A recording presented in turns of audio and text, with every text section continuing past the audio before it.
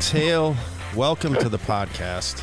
Seriously, I mean, we already had episode 890 before we even turned the recording button on. I know. We could have just clipped that one off and then plugged it in for today, but we're not. We'll just call that the warm up, and this will be the main set. It's November 13th, the year 2025, and welcome everybody.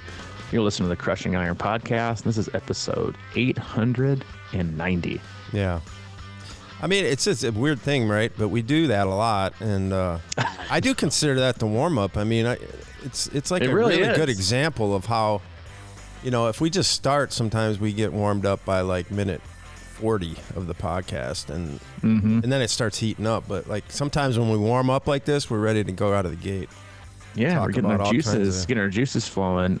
Before I forget, because when we said 890, and we can just roll right into our topic for today, but.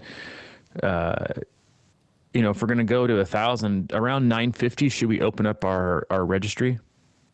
I mean, let people get us some parting gifts, we can go, some parting gifts at coldplunge.com and Reese's peanutbuttercup.org. Those are, I mean, I feel like we could just lay it down with the registry. I think we should just open that thing up right now, dude. That's right. Hey, listen, I'm going to say it right now, Costco.com. If you want to speak to me and you want to hear my love language, go to Costco, as Christmas is right around the corner. And I will say, as Thanksgiving, as I've always said, is the greatest holiday. At a hockey practice the other night, this dad, he said, I'm starting to feel like Thanksgiving is the best holiday. And I was like, welcome to the other side, because it is the greatest. But dude, there's nothing better. I know I say it every year, I'm saying it again. There's nothing better than going to Costco and shopping with somebody else's money. I don't need anything for Christmas. Just send me a Costco gift card. You're like, I'll take 14 boxes of, my favorite peanut butter. Yep. On somebody else's dime. There really isn't. Don't give me cash. Give me a Mama's like, that's not even fun to get. I'm like, well, this isn't about you. It's about me. What do I want? I want a Costco gift card, right? I am adulting big time that I'll never be more excited. And I will go. It won't be out of the package. As soon as I see the CO, I'm like, I'm in my car on my way to Costco, ready to fight, tooth and nail to get in. But yeah, I mean, listen, if you're an adult, I don't know that there's anything much better than a Costco gift card. Well, I don't even have a Costco near me, so I need a gas card too. If you could probably suffice with a QT gift card. Quick Trip. Yeah, dude, gas. But here's the problem: is you get gas. I got a gift card, and you go in. You're gonna buy 4 bags of Chex Mix, a couple of Snickers, a case of Coke. Yeah, dude, you're gonna be in trouble. I don't want the Quick Trip. Yeah, you don't want the Quick Trip, but yeah, I mean, maybe the haircut place. But yeah, that's listen, it's just the season, all right. Give me something solid. Haircuts. That's it, man. Yeah, that's it. We hope we got something solid for you today. But yeah, we've obviously it's the off season and we're starting to get peppered. As always, we do year round, but it's especially this time of year as you're looking at next year. I want to get better. I want to get faster. I want to do something different. I want to go longer. I want to go shorter and quicker. As endurance athletes, we're always, pushing to do something else. And we are, we've discussed it on multiple podcasts here the last, a few months about continuing, to stay in the game, look at it as it's just stay in the preseason, right? You don't need to be in full off-season mode. Just treat the next few months like the preseason. And then when January hits, you can start your season. And then when it get closer to race day, then you're ready for the playoffs. You don't need to be in a game shape, right now. But, you do want to be in it because it just makes it that much harder. And the reason, and we talked about this a lot before we went live, was one of the traps that I know I fall into too is when I fall out of training and then back in, I'm like, God, I've got to make it up. Or I know I need a rest day, and a rest day is probably advised right now, but I'm going to lose time by taking a rest day. I'm going to be unfit, or I'm going to be further behind, or I think about all the time that I took, not all the time, but when I wasn't as consistent before, I'm like, well, I did it then, I can't do it now. I need to get to where I want to be as quick as possible. And while I've never been, a fan during the meat of the season, of giving like the mandatory Monday day off, we do obviously suggest and encourage taking them kind of like an on-demand and telling athletes, hey, you're taking the day off. Anyway, I was listening to a podcast, I don't know, someday this week, with Goro Byrne, who is one of the like OGs in the endurance world. He like honestly probably shaped a lot of the coaching philosophies of a lot of people. He's been in the sport for a long time, yo-yoed back and forth from, coaching company, Endurance Corner. Anyway, he's just very wise, and he's just always really awesome to listen to. He seems like he has just a great perspective on how things should be and how things should be done. And I was listening to an interview with him about like version, like Gordon 2.0 versus Gordon 1.0, which was like train as much as possible, do as much as possible, accumulate as many hours as possible. If you rest, you're getting behind. And now obviously as a father of three, a successful businessman getting back in the game, he was like, he's in his late 50s. He's like, rest is just like insanely important. And, we talked about it before, is like this day and age, not just in life, right, but also in, in sport, is having the courage to sit still, having the courage to relax, right? Like, obviously some people probably need the courage to like not relax sometimes because that's like their go-to. But for high achievers, high performing people, or people with goals, like, you think if you're taking a day off, you're getting behind, or you're addicted to continuously working. But then the question is like, are you really going to do work that is good? And I know you feel the same way. I know when you write and with training, and I feel the same way. Like when I'm training, is like, if I don't feel like I'm in a good headspace, or I'm really tired, like Tuesday, I got tired towards the end of the day, and I was like, I need to start working on, people's training for next week. But I was like, I just don't have it today. And so I was like, you know what? It's better that I just don't do any programming and come back tomorrow fresh than to try to do programming and it not be as good and do less, right? Because it's going to take me more work and effort to program less people and do a shit job than it would for me to wake up the next day refreshed and mentally energized. I'd be able to do more people with higher quality. And I give that example, to say is like, that is so much about training as well. Like, we talked about, most people don't overtrain, they just under recover. And I think that's something that you're seeing, a ton. You saw it with, the 70.3 world champion, Yella Geens, like he takes a day off, he really embraces it. And I think if you want to practice doing it in the main part of the season, then right now is the best time. And instead of looking at it as, and I've had issues with myself, like framing it as a day off, and it's funny, right? Is I think even as coaches, like as I'm sitting here talking through this, like maybe if I didn't call it day off, maybe if I called it like recovery / optional zone 0 day, then I think when we read day off, at least for some people, we see setback or can't handle the load, or I'm getting slower, or I'm not going to be doing enough, or what is everyone else doing? So a lot of it's how we frame it. But again, like if you feel the need, if you're an older athlete especially, or you have a ton of stress, right, in your life, right now might be a good time to experiment with playing with, when you might want a day off a week, or just taking one. Like, we're both encouraging our athletes that are in their off season to do that now. Like, take one day off a week. It's part of our December rules. Like, take one day off a week, and here's a you got to take this many off in December. Embrace it. It's not to hold you back. It is not to, set you back. It is to actually propel you forward. Because if you don't recover and you don't rest, then you can never actually push to the level that you want to push to get as good as you want to get.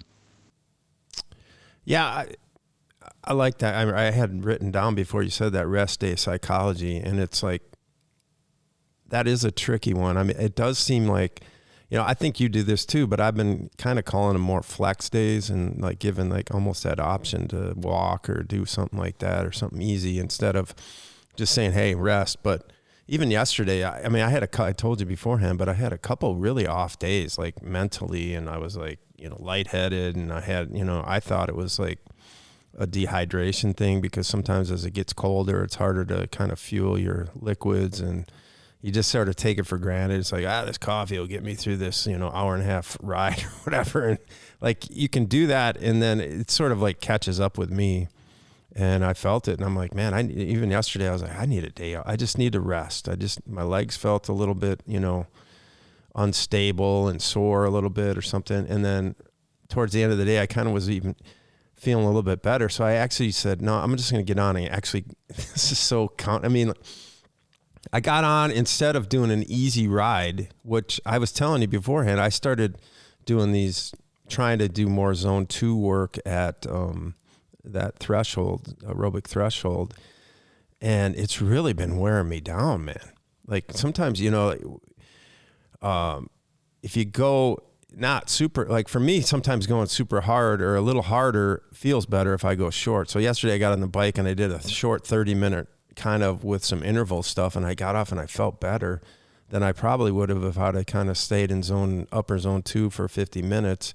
It's hard on me. It's not my natural state, I feel like, sometimes, as far as like how my body grew up in playing baseball or basketball or something like that. And I kind of sometimes like to get after it. But like I was telling you now, and you can go into like this, what Gordo said a little bit more about how he backs zone 2 down and just kind of goes easy. But like I was telling you, I mean, and this is what I love about our cast sometimes, is we just kind of debate, or at least talk about different philosophies. And, sometimes getting on a bike and going like really super spinny and easy, and then you hear all this shit about, junk miles. Are you wasting your time? And I just don't know, man.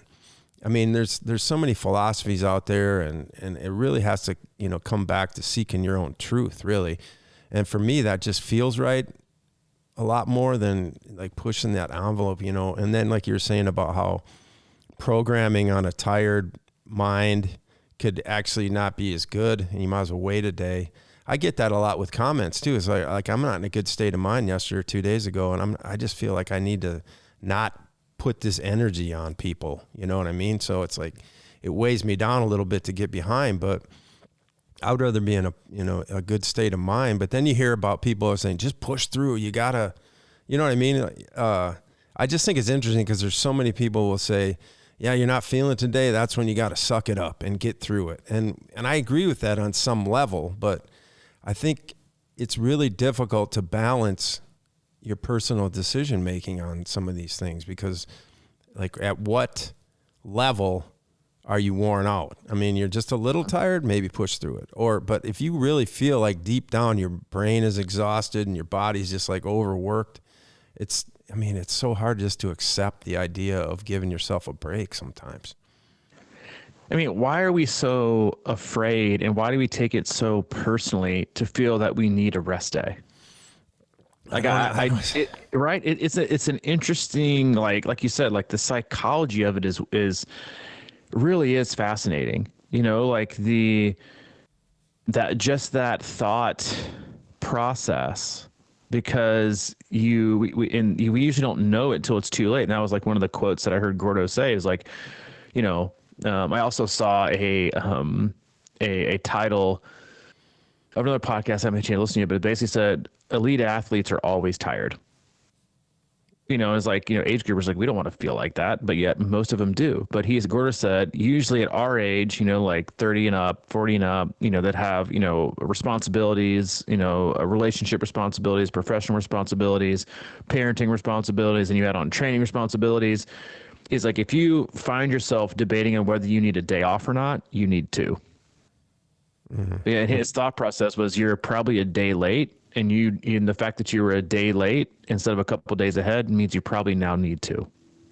And speaking like the psychology of rest days and why we find it so like, I mean, and I've had this happen before, like athletes take it incredibly personally that you give them a rest or you tell them not to work out that day, because they see it as you like, you don't think I can handle the load, or I'm going to get behind, instead of, This is actually going to allow you to propel yourself forward. And I also think it's interesting that the discussion and the psychology behind the word quality.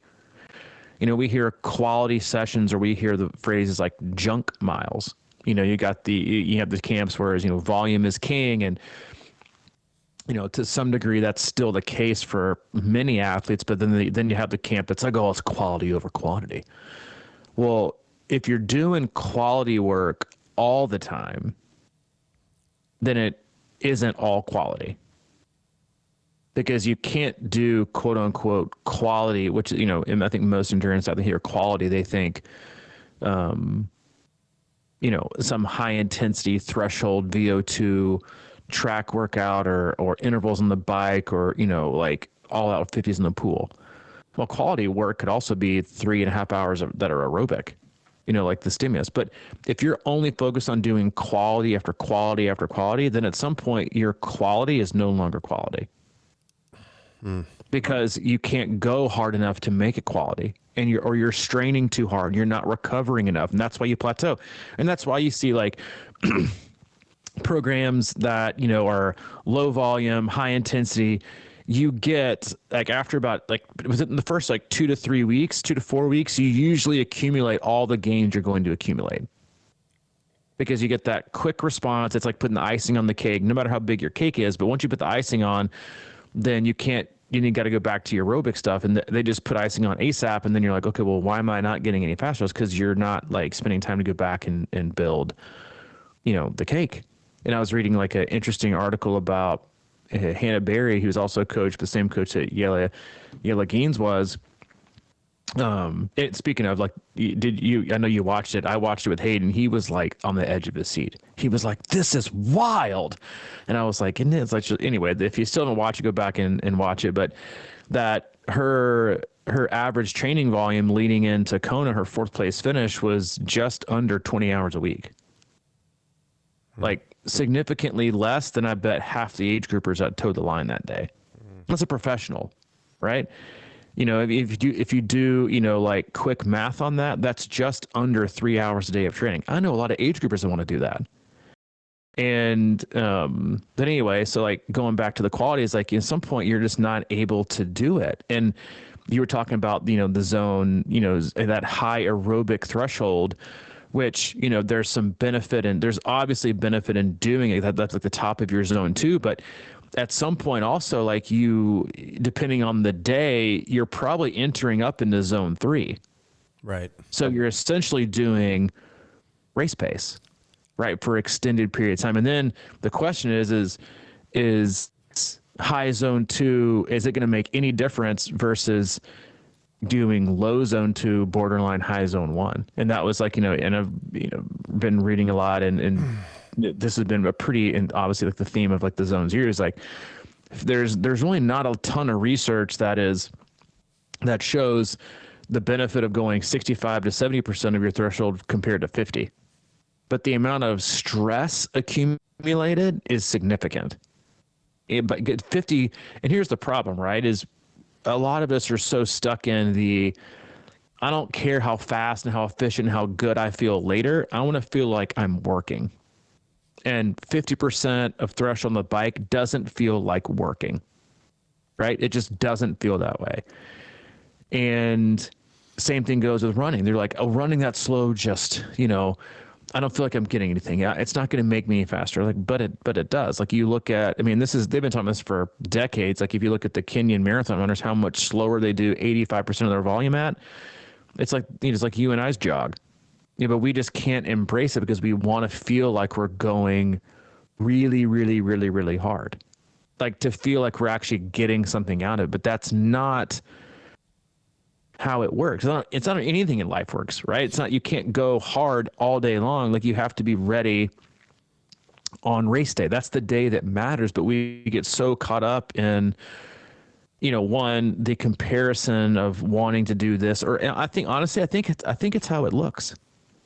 I honestly believe that it's how it looks. I think people have an issue with what people will see and how they interpret that in terms of like their own numbers compared to like how it's populated on on Strava or whatever it is, like Garmin Connect, but then also like what it does to their psyche.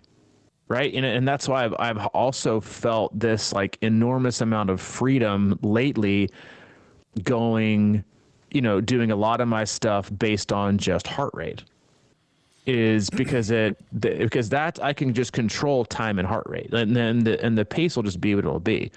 Because there's some stuff that I'd be like, man, that seems like really shitty. Like I did like Sunday I went out and I got home from a hockey game, and I was like, you know what?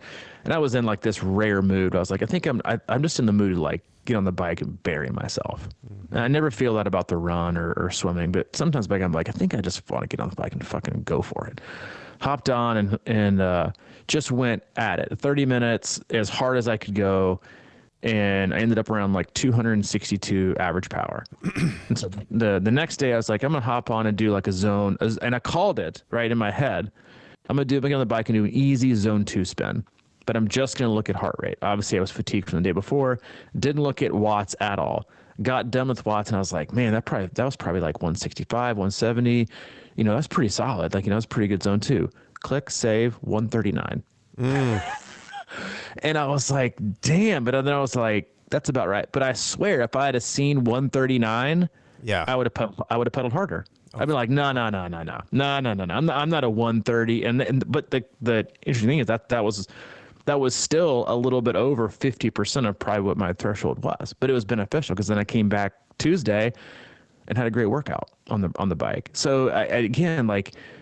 The rest part is an issue, I think, for all of us in all aspects, right? Is the taking a break and sitting still, the antsiness and the anxious that we have in the society of missing out on things, or just not, or honestly, it's like just not saying no enough, and understanding that like we might miss out on things, but if you're only going to go and you're going to be like exhausted the next 3 days, then is it worth it? And the same thing goes for workouts. It's like workout should feel good. Yes. Some people might consider easy miles, junk miles, but I know for me, like the best shape that I've ever been in, like I did probably 80% of my stuff on what people would consider junk miles. Just super, super, super, super, super easy as much as I could. And then ran fast and biked fast when I needed to. But I think you just have to have a lot of courage in this day and age to tune out everything and everyone else and the metrics you might see today versus what you're actually building, right? Like you're like if you're a realtor and you're trying to sell, you or I on a new home in a new neighborhood, you don't stroll through and show them the lot in like some framing and then nothing else. You're like, and you don't tell them, right, with like your words like, oh, but it's going to be beautiful, it's going to have this. You have to show them, right? Because people be like, I just can't see it. And then like, oh, but this next one next door, it's not really what I want, but it's available right now. It's smaller, it's more expensive, it's not what I want, but I can have it right now. Let's just do that one. I don't want to wait. And I think that's the same kind of like thought process and impatience we get with training, especially so far away from a race, is like we want to feel confident that we're headed in the right direction, even to our own demise. A lot of times, sickness, injury, burnout, overtraining, like it's 99% of the time it's self-inflicted. Yeah, you know how people never listen to their parents, but you have to respect that parents have been through a lot of the stuff that you've been through. And, it's just one of those things, and I just think about it in terms of, okay, so I'm, 62 now, and I've been kind of on this train a little bit, or at least trying to figure out what's going on so I can, just be more. I always talk about feeling younger as I get older, but I don't always follow that principle because you get sucked into this trap. And like one of the things that I've been really on lately is this idea of sort of flexibility, pliability, kind of limberness, and how if I had more of that, I would probably be a better triathlete. It's sort of this, if you look at a continuum between a bodybuilder and like a yogi, somebody that can, do crazy poses and super flexible to somebody who has zero flexibility. We have to kind of put ourselves somewhere into that continuum, right? And I think a lot of times, at least I have thought of this, and not necessarily just weight training, but like hard training, and it's kind of clicked with me while you're just talking about how I've talked to many athletes that I have about how I feel like my Ironman this year, injury-free and feeling pretty good, was a lot of it came down to my incline or just treadmill walking. I felt like I was creating more flexibility in my, my feet and my ankles and things of that nature just by walking a lot. And to me, that created a better ability to run. And, I've talked about it, but like my long run before this Ironman was a 10 miler and it was a walk run, and I felt like I had a pretty good run and, yeah, I can always be better, but, I stayed with it, that's 16 more miles than I've done in training on a long run. But I think it was because of how my body hit was, and I don't think I bought in completely, because I think I could have done a lot more to be more pliable. I think about how, we talk about strength a lot, like strong swimming and things like that. And I've in the past done a crap ton of push-ups, and I feel like my arms are strong in the water, but along the way I deal with like shoulder issues and things like this. And I was telling an athlete yesterday, he's been doing a lot of push-ups. And I said, well, sometimes like one of the things I think about a lot with swimming is just that swimmer flexibility, and how that alone creates more strength in the water and more power in the water. If we're really tight, we don't have range.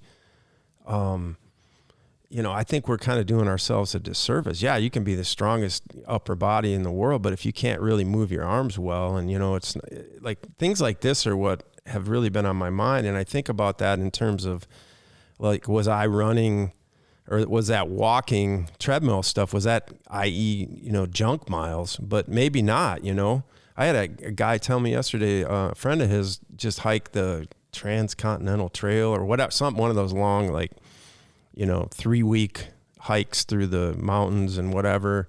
And he got done and he decided he wanted to run a marathon. He'd never run a marathon. He realized wasn't even really a runner, but he went out and did a marathon and ran like a 8:30 pace or something like that out of nowhere, just from hiking for, 3 straight weeks through hills and all that kind of shit. So I don't know, man, there's something to be said there, because I feel like what happened to me over the years is I just keep getting tighter and tighter, and I have to really concentrate on that. And sometimes I feel like going back to baseline and getting more mobility might be the answer.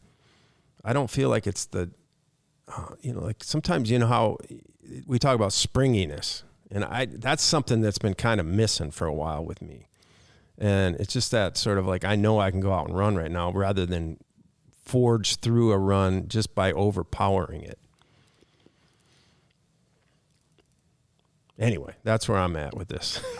Yeah, no, I think even on the because it talks about, it's our obsession with quality. Like some people won't see the quality and again, it's like our definition of rest and recovery and quality, I think, are just, a lot of times shaped by, fear and insecurity or our ego, right? And they're not rooted in what they really should be. Like I would argue that my day off yesterday and how I started it with a 2-mile walk with waffles was quality, because it got me it was a quote unquote, rest day, but it got me to a good spot to where I was able to do, what I was able to do this morning.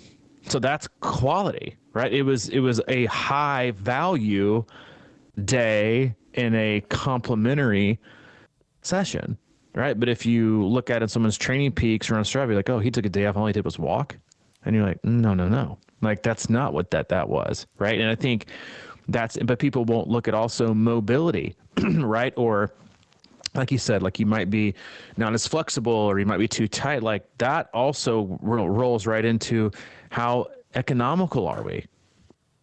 right? Like what's going to require the most or least amount of stress, right? You can go do these continuous, like insane long runs that beat people up, with terrible run form and terrible durability and lack of strength and lack of mobility. Or you could commit to, maybe starting your longer runs, further out, weeks out, from your big race and not doing as many, but instead of using, those 30 to 40 minutes you might not be adding on to a long run in mobility work and strengthening, the chassis, because that will actually allow you to hold form more and be more economical when you'll get more out of the runs that you're doing than less. That's quality. And so again, like I think we get, so enamored with the peak performances and the highs, and it's perfectly fine. And I encourage you to, every, couple of weeks, go out and just, fucking rip one, but also like you can't do it all the time. In order to do it, I mean, like, I just think that there's and again, I'll just use a personal example because it was happening, but I was trying to get back into some run shape last, I feel like it was forever ago, but it wasn't. It was September. So September, I did just like a 5K test to kind of see where my fitness is at. Average a 7:09. So that's like 21 and change, for that pace. And then all I've done basically since then, outside of like 2 runs, so like in over 2 months, I think I've done 2 runs that had intensity in them. Every other time I went out and ran, I just either picked a flat route and kept it aerobic, or picked a rolling route as kind of like a strength workout. So obviously pace is slower, but you're working the back end, glutes, hamstrings, all that kind of stuff for your calves. You're working that part of the posterior chain as you run, but keeping it easy, still keeping it aerobic. That's all I did. And then went out this morning, did a little 30-minute run test based on heart rate. And I ran for 30 minutes at 7:08. So I beat my 5K time within that by like 7 seconds and ran over 8 minutes longer. No quality work in the running, right? No track work every week, but just continuous, easy aerobic. Some days those runs were in the 10s. And then 90% of those runs, all the runs I did were in the 9s. There were a few there in the 8s when I just felt really, really, really solid, still going by heart rate. But that was it. And was still able to bounce back and see a significant improvement in 2 months. And I think like, I only share that to say like, and these are far off my lifetime best, but the point is it's improvement. And I felt so good leading up to it. I've been injury free. I've been, I'm feeling really solid. My aerobic ones, like they just give me what I know they're going to give me. And maybe it's because I've been in the game for so long, that I know that there's a huge benefit. It's the same thing goes like, when you tell people they don't have to run, multiple, 20 plus milers in Ironman training and marathon training to actually race well. You got to kind of believe it. But most people, that's the problem, is they don't have the courage to do it a different way to then get the benefit. So they're just stuck beating their head against the wall, doing the same thing over year in and year out, hoping that this will be the year that the same, high intensity 24/7 sessions and the quality over quantity, like this is the year this is gonna matter, instead of having the freedom to kind of step back and go a little bit slower, go a little bit easier. Because here's the thing, right? Is like, if you're a high quality all the time athlete, you can't imagine sneaking in more volume, because you're like, because all you're doing, if you add more volume, would be adding intensity, and you're like, I'm already at the cap. And like we talked about before, you're probably just training. If you got 10 hours a week, you're probably only actually training 6 to 6.5 hours. That you're just exercising hard the other 3.5 and under recovering. But for athletes that are not obsessed, but athletes that have embraced like the easier volume, they can envision, if time allows, getting in more volume because 2 things match. mentally and emotionally, they feel good about their training. They don't leave every session just being completely destroyed. And their body feels good. If your body doesn't feel good, you can't fathom embracing more volume. And I mean, I'll tell you this from personal coaching experience. Like, the athletes that do the best are the ones that are willing to take time off, days off, relax weeks. The ones that are feared, are so insecure in that you match those with goals that are too high, overtrain, do too much intensity, rein it back, embrace a day off. It's like one of the quotes that I love from, like, they're talking about Niels van der Poel, that speed skater, was, talking about like relaxing. He said, the person who eats the least amount of ice cream, like that statistic isn't going to determine the winner in any category in any event ever. And what he meant by that was like, the stuff that we like use mental energy to, feel like we're like at the highest part of a game is a lot of times is irrelevant and just displaced. You gotta have, the fun of it. You gotta embrace, going easy and embrace, because then you can feel like going and doing more. If it was hard, like I think your body and your mind become resistant to that over time. Mm-hmm. Yeah, I really like that. And I was going to bring him up because you talked about him earlier, but man, it's, your zone, you're talking about how you're running in the 10s. I mean, for me, that translates to, 11s. And that to me has always been one of the hardest things. And I know a lot of athletes struggle with that too. It's like, well, if I'm trying to stay in this zone, I got to walk or whatever. And I'm like, I think that's what actually drove me to most of my training being run walk now, is because A, it's the way I can kind of check myself. And B, it's exactly what you said. I start looking forward to and not dreading getting out there and doing these things. And every time I get done, I'm like, all right, that was right in a nice zone right there. I didn't push myself too hard. I feel pretty good, and, more to come tomorrow or whatever. And I think that, that easy running is just so hard for so many people because it messes with them. And it's really difficult to kind of, take it easy enough to where it's like, it's going to be something you can recover from really well. And just the recovery process in general of most people it's just so fleeting too, man. Like I can feel good one day and I can feel great when I get off the bike or off a run or something like that. But I know deep in my heart that I probably shouldn't have done what I just did. And then it catches up with me. You know what I mean? It's that you're good enough. It's like, and it's interesting, like how he said, if you think you need a day off, you probably need two, because that's how it happens, man. I'm always looking back as like, okay, I feel like this today. What did I do 2-3 days ago? Usually it's like a drag or a lag as far as what's been going on, and like I said, I think what hurt me this week was something I did on Saturday. And then Monday I was kind of like, oh, that feel a little bit off. And then Tuesday I just crashed, and it was a double, I got on the bike for like 45 and then I got right on the treadmill. It was both like that high zone 2 stuff. And at the time it didn't feel like, too much, but I could kind of tell, and I was just like a little bit like draggy and, whatever. But I was like, that shouldn't have been that much because it wasn't that much. Right. But man, I think it kind of came crashing down a couple days later is what I'm saying. And plus I wasn't hydrating and the whole 9 yards came together and blah, blah, blah. So I just think sometimes we, it's our nature, I think, to push through things because that's what triathlon is in essence, right? It's like we need practice at that, sometimes, but like right now, man, is not the time really to kind of hammer it.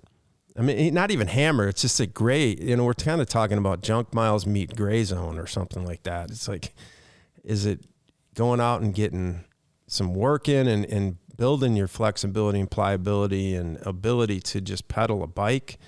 And, sometimes it's like going easy, because then I have a tendency to kind of like, okay, make every stroke perfectly, form wise, just work on that. And just really like, man, that's a lot of effort, mentally too. It's just to always be perfect. But sometimes it's nice to just be out and let your body do what it does and ride and run in a relaxed manner. I think those things really are the hidden gems of, like you call it, like jumping in the pool and some splash time, It doesn't always have to be just like on point 100% of the time. Yeah, I mean, going to the like easy swim splash thing is like, do you, let's say you've got, you have a hard workout Tuesday, and then you have a hard workout scheduled Wednesday, and then something else Thursday. But if you do your one on Tuesday, you do it well, and you wake up on Wednesday and you're like, God, I really don't feel well. Like my legs are aching. Like I'm just not feeling it, but I'm going to power through anyway. Like that's not a quality session. And then now what are you going to do Thursday? It's even going to be less quality. Like you're just deteriorating the amount of quality you're able to do because you can't rest. And I was listening to you talk. I was asking myself, I was like, why do we, as athletes, like, we have a firm, policies that if you're sick, even when you get back from feeling 100% or you're injured, you come back and you're feeling 100%, give it 48 more hours. Like never had anybody say, yeah, man, I think I took too many days off. I rested too much, and I think I came back too late from my sickness. No, I think I came back too quick. Same thing with injuries. Yeah, man, I think I just like I felt really good, but I waited like in a couple extra days, and I really think that bit me in the butt at the end of the year. No, you come back too quick, and then you have another setback, and then another setback. Then you just start stringing setbacks together. Like if you're a person that continues to think you're doing quality followed by many setbacks, then you're not doing any quality. You're detraining. And so like why don't we think the same way about a day off that's needed or a recovery day as we do about bouncing back from a sickness or an injury? Because we might not be sick or we might not be injured, but if you're feeling like you need a day off, then your body's telling you, well, one, I may or may not be headed in that direction. You might not be heading towards injury, but if I'm like wrecked and I'm not sleeping well, or if something is just off, or just like, just monitoring yourself objectively, right, without opening up Training Peaks, was like if I was to coach myself today and give myself a session without knowing what was already on the schedule, what would I give myself today? Before you even look at anything, you wake up, you have a cup of coffee, you walk around, usually you could pretty much already tell. I mean, I knew that yesterday because I had something scheduled. And I woke up and I just didn't feel great. I mean, I didn't feel terrible, right? But I was like, man, I just don't have it today. Let me just go for a walk in with waffles and see what happens. I did that, and then I actually listened to that podcast about taking the day off. I was like, you know what? I'm going to have the courage to take the day off. And then went out this morning, had a fantastic run. Had I pushed through yesterday, today never would have happened. And I just think it's like, again, like and that's one of the difficulties of of coaching, right? Is you program stuff and then athletes think it has to be set in stone versus, you wake up and you're like, man, like I'm just not feeling today. Then let me look at Training Peaks. You're like, you know what? That's not how it feels. And I just think that we're too inflexible, right? About when we need to back off, and that again, like that rest days are not good. And I'm honestly like I'm having a little bit of a hard time like reconciling that personally. All right, because if I mean, it just because I mean again like I still don't like programming like set days off like every Monday. Like I find that annoying and just honestly lazy. Right now I'm giving a lot of people like a Thursday, like do something different because from the off season, but during the season, like I never do that. But like, I'm looking back at my last like 6 months, and I've taken probably at least a day off a week here and there. No schedule. It'd just be like, I just don't have it today. I'm feeling tired. And like some of the numbers and like some of my best in a long time, and I'm like, man, like, so, again, in the argument could also be like, oh, well, you're super fresh. But then the question is, we always joke with that with athletes, or they'll say like, came back from Monday, man, that swim felt great, but it should have, because I haven't swam in a week and a half, because like your arms are a little bit fresh, and I get some of that, right? Like there is some of that, like I'm just so fresh. Yeah, but it's proof that it's still in there. Exactly, right? Like, but then the question is like, because I did a long run on Saturday. I did like an hour and 15. So it wasn't like I was coming this ride on Sunday that I hammered like, fresh as a daisy. But it just begs the question is like, is being able to go that high, that hard on Sunday with a little more rest in the legs, did I get a better fitness boost right out of that than having done less and going in on tired legs because I did too much? Same thing for my run today. Like, I was able to push it. And honestly, I was only able to push it because I think a lot of those, like anything that's 30 minutes is 90% mental, the other part's physical. But if you're doing that all the time, you're going to start to get gun shy because you're like, God, it's going to suck. God, it's not going to feel good. But I was like, to be honest, like, this is going to side tap. It was also nice because I only looked at heart rate. So I wasn't aiming for a distance or aiming for a pace. So it helped me like stay on track. Anyway, it's like, it's interesting, right? It's just how, and again, like the day off doesn't need to be a day off. It might just be, a 2,000 yard swim with a pull buoy and your floaty shorts, So you're doing like minimal work, but you're still able to like work on your, the neuromuscular patterns of swimming and, flush things out a little bit. And maybe you break it up into 10 100s and then 20 50s, but they're all super chill.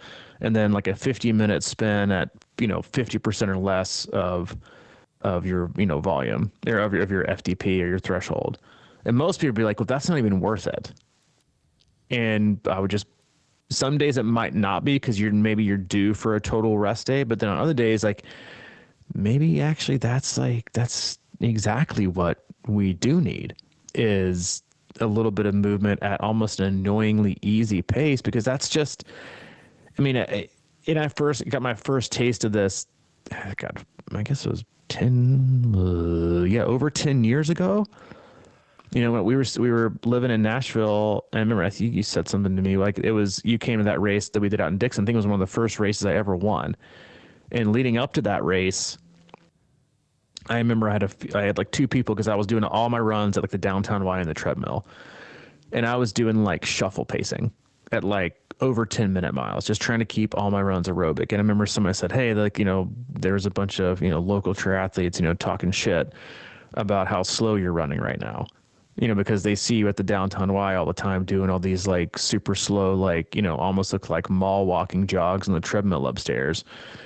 And I think 2 weeks later is when I won that like, hybrid Olympic 70.3 race and one of my best run splits. And that was like one of the first times I was like, man, like, because I was finally starting to like buy into the aerobic work, raises all ceilings, which it does. But you have to just kind of like not blindly buy in, even though there's like billions of, articles and research out there. It's still, you're like, should I feel this good when I'm done? Like, right. Isn't that weird that like we get done with the session, a swim, bike, or run, that's easy, and we feel better, and we ask ourselves, did I go hard enough? It's a warped way we've become of thinking. And like, even though most endurance athletes have like a little bit of, we can be kind of a masochist, in terms of, obviously we're voluntarily and using our own, financial means to put ourselves through, through pain and taking hours out of our day to do that. And like, so there's something like that in there, but to want and feel like every session has to be hard to get better, it just flies in the face of pretty much what any scientific research would tell you, even though we'll still do our best to find anything we can possibly find that'll tell us if you just reduce hours and work out harder, you'll get faster. Yeah, it's I always like that story about the treadmill, because That's one of the things I've been trying to do too. Is I did it through this whole cycle. I did a lot of longer treadmills where I do one walk and one run, and it was like super easy. You know, it was just kind of pretty close together. But I would run on a 4. You know, but I was moving my legs like I was actually running. You know, it was kind of an interesting experiment. But yeah, you get done, and there's this difference, right? You get done in your, you know, I would call it like when we used to ride at the trace, and I'd get done, and my like eyes would be back in my head, you know, and like the whole just like delirium versus you get off and you just feel kind of exhausted. There's 2 different types of worn out to me, and sometimes you can let it rip and you'll feel like, man, that just shelled me. Or it's like those sneaky ones where you get done, like, and it happens a lot with me with that zone 2 stuff, is like, I'll get done and I'll be like, man, I just feel like going to sleep right now.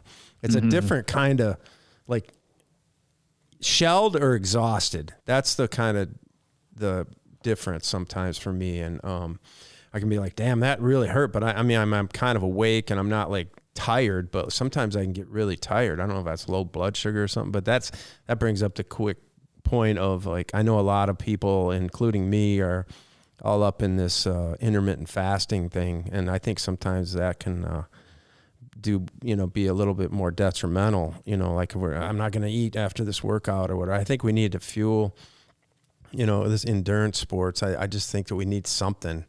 And I think at least I do, I'll sort of get in this thing where I'm like, well, that's just fueled by coffee and I'm a little bit of water and I'm just going to like take it.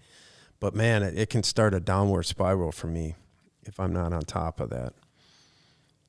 Yeah. I mean, and again, like you said, we talk about like when you talk about quality and thinking through like, you know, what we're eating or not eating, or, you know, like drinking or not drinking, like has, you know, an effect, you know, on things like, you know, would you, you know, which one is more quality going into a, you know, in a longer, you know, like an hour and a half to 2 hour endurance ride, like going into that well fueled and rested? Would you consider that a quality ride, or going into a, you know, 1 hour VO2 set on dehydrated with lack of sleep? Most people would call that one the quality, but I guarantee you're not getting barely anything, not barely, but you're not getting nearly enough out of that for the investment. You're putting in so much work that the recovery needed is going to be significant. Because even if you hit the numbers, the stress is going to be way more than the stress that you intended, because you're going low on sleep, you're dehydrated. So the recovery cost is going to be a lot more than originally intended, which is going to impact the next few days. And it's like, we don't want to adjust a single session or a set or even an interval, right? Sometimes to, you know, to save the fucking week. I gotta get this last one. Just gotta hit it. I gotta be in the range, or I gotta be in the top of the range. We do that, and then we sacrifice and ruin the rest of the week. Because we can't show restraint, we can't show objectivity, we can't embrace, you know, I got the meat of it in, but, you know, I didn't have time for the cool down, you know, or the warm up. And I'm like, well, maybe next time just like cut the intervals in half and do more of a warm up and a cool down. You know, that again, like it's just our definition of quote unquote quality. And, you know, and I think like you should erase the word quality maybe and start, you know, and maybe insert the word intentional. You know, how intentional is this workout? You know, is it a noodle around 50% at threshold session? You know, then it's still intentional, right? It's just the intent is to recover and adapt and to promote recovery and aerobic fitness. And I should feel awesome tomorrow. You know, if you don't, then you don't. I mean, going back to like, you know, Gordo's, you know, thing about if you need a day off, you probably need 2 was an interview I remember hearing. And damn it, now I can't remember his name. This is years and years ago, but he said, you know, if you can't go hard every 3rd day, then you're going too hard. basically saying if it takes you more than 2 days to recover from a hard session, then you're doing too much. And I'm like, that's like taking, 1 day hard, 2 days pretty easy, And so again, like it's so much how we frame things, how we define things. And we all have, have these different definitions of things, that we hear words and we hear not good enough. We hear too slow. We hear too fat.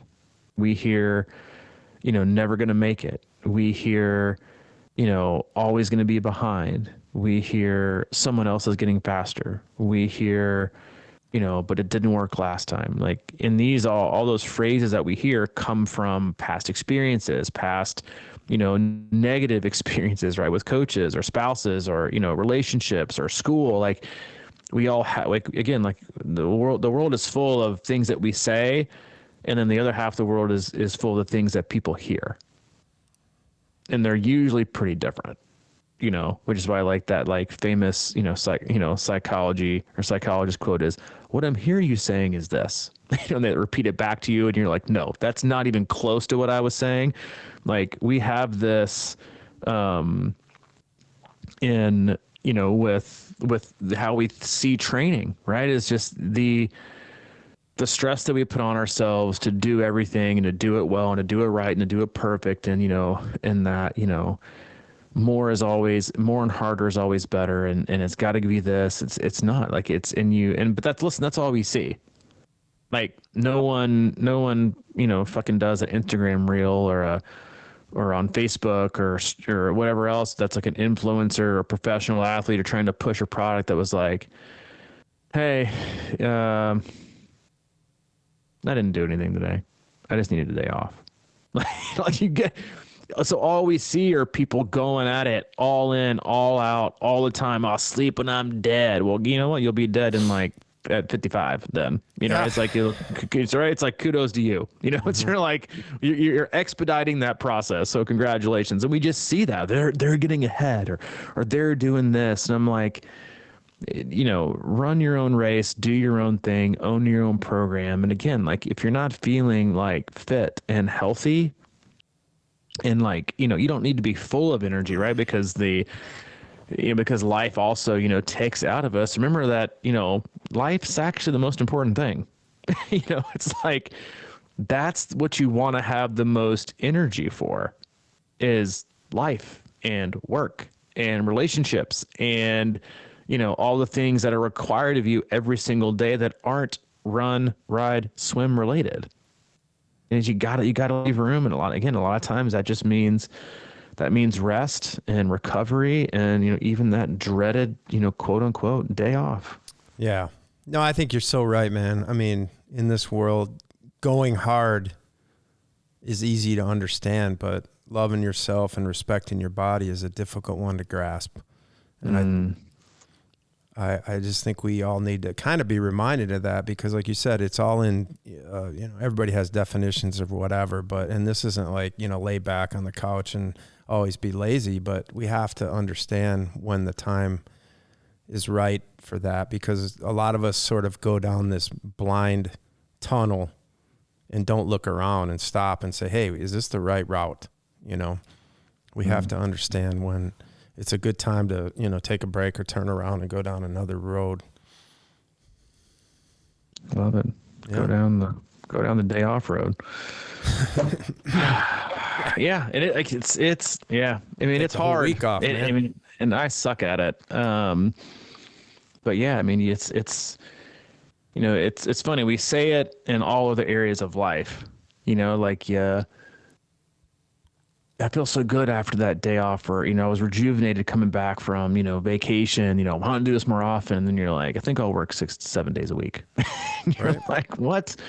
Like you gotta, make the smart decision. It is. It's like that fear of like, but I'm going to miss out on this or, I'm going to miss out or my kid's going to miss out or I'm going to get slower and everybody else is doing it. And you're like, whose life and training are you really involved in? Is it more, are you on the defensive and like doing stuff based on everybody else or are you on the offensive? and just in your own zone. So, man, like, think it through, and again, like, soak in and be proud of your day off. Maybe that's the message. Be proud of yourself for taking a day off, not disappointed. And I think if we can, again, not 6 days a week, but but to take it and be proud of yourself for taking it when you need it, that's the shift, right? Instead of being disappointed that you have to take one. Yeah, when I was in corporate, I prided myself in not being sick, taking sick days. I banked 120 sick days over the course of my career, and I left the company and got no credit for any of them. So that was my biggest regret, is take a sick day and Seriously. I mean, if they're going to give, I know that sounds lame, but I'm just saying, I hated the job, and I never took that was kind of a twisted thing. But like, if you got sick days, use them, unless you can, retire and get them back, because I couldn't. I mean, and the funny thing is, right, is your the corporate world was just laughing at you. They're like, look at this guy 100%. thinking he's working hard, right? Wait, you don't sick? see fucking CEOs do. They like freaking take weeks off at a time. They're like, yeah, because we need it. We need the time. But yet we are so afraid to take it. Yet when we are in it, we're jealous of those that are taking it. I know. We're like, oh, it must be nice. And you're like, wait a minute, I could probably do the same thing. It's like, I remember I did the same thing. It's guilt, man. It is like, I was afraid to take any time off. I was afraid to take any vacations. I was afraid to go out of office. Like the first couple of years, we started this coaching business. What are the athletes going to do? I got to always keep working. And now, like, the older I get, the more time off I take, but I feel like I'm the best coach I've ever been, so you need time away. You need to rejuvenate. You need to be energized. Like no one wants to pull up side by side on that 18-wheeler long hauler at 2 a.m. because they should probably be sleeping. Right? Like you got to take a rest, and you got to embrace it. You got to be on point. Hopefully we were on point at least some of the time today for you. We love you guys, and we really do appreciate you. Go to our website, c26triathlon.com. It is our one-stop shop for all things coaching, camps, and community. If you need anything from Mike, he is available, Mike at c26triathlon.com. Or if you need anything from me, Robbie at c26triathlon.com. If you want to participate in our amazing Facebook group, Crushing Iron Group, you can search that for the next week. No training posts, but show us what you're doing on your day off. Embrace it. Maybe you're hitting up, a late pumpkin patch. You're doing some Thanksgiving shopping. You're stressed out about Christmas because it's the most stressful holiday imaginable. You're watching hockey. You're watching football. You're taking your dog for a walk. You're staring at your cat, wishing you could take your cat for a walk and you didn't get a dog. All those things. Let us know how you're spending your time off. All right. I look forward to that. Yeah, me too. I'll see you on a Tuesday. All right, man. You got a game this weekend? Yeah, New Mexico State. We're playing number 2 Indiana at Indiana. God, I hope you guys freaking blow their doors off. That ain't going to happen, dude. I'm a little bit more worried because they're starting to post because Wisconsin at one point beat Indiana 83 to 10. So you're afraid they're going to do the old run up the score? Yes, sir. It'll be fun. All right, man. Well, if I could predict an offensive game plan, I would predict if you guys can rush it 40+ times and throw it under 10, you got a chance. Yeah, that's a good point. Yeah, if we can have that many plays. It's also true. All right, man. I'll check you later. All right, see ya. See you, dude.